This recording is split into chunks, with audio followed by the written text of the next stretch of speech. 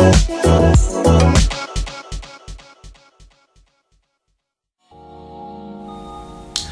hello everybody, and welcome to another edition of the D-Pad Discourse.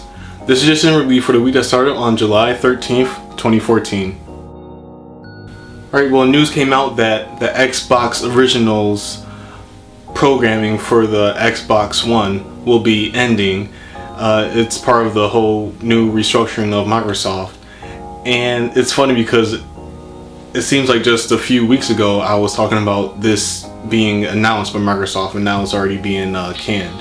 But overall, while I was kind of interested in seeing how this Xbox original programming will be, you know, Xbox competing with Netflix in terms of original programming for the Xbox consoles, I also at the same time didn't think it was necessary, you know, and if money was going into this and as well as gaming, I'd rather have all that money that was going into the Xbox original programming to go into gaming, because that's the reason why I, and probably the majority of people who bought an Xbox One, bought the console for. They bought it for games and not for original programming, similar to what Netflix is doing with shows like Orange is the New Black, you know, creating their own shows for their own service.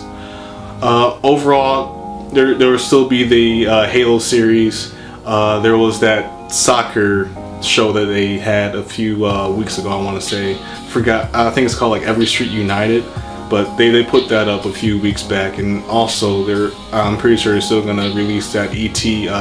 documentary about the E.T. Atari cartridges in the desert and them digging them up.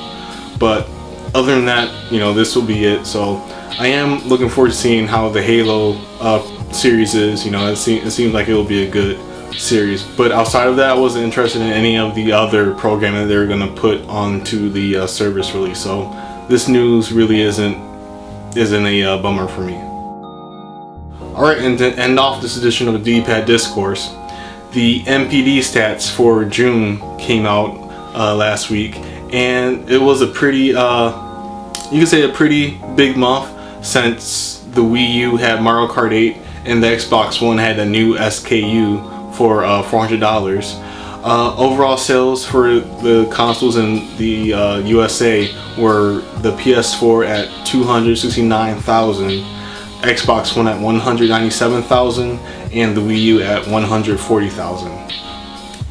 Overall, all three consoles did better than what I expected them to. But for some people expected the Xbox One to surpass the PS4 in sales for the month of June.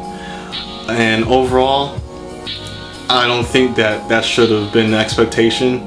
You know, the PS4 had great momentum when the Xbox One was $500, and the Xbox One the Xbox One having a new SKU for $400 isn't going to completely stop the momentum that the PS4 had all those months when the Xbox One was $500. So overall, I'm not surprised that the PS4 still beat the Xbox One in sales, especially in June, since in June the Xbox One didn't have any major exclusives.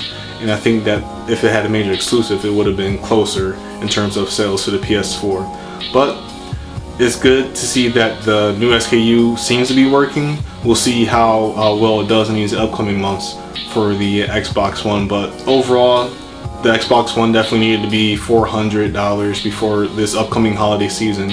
You know, there's going to be a lot of people transitioning into this gen, so Microsoft has to stay competitive with the PS4, and to do that, one of the ways that they could do that was by matching the price, and they did that.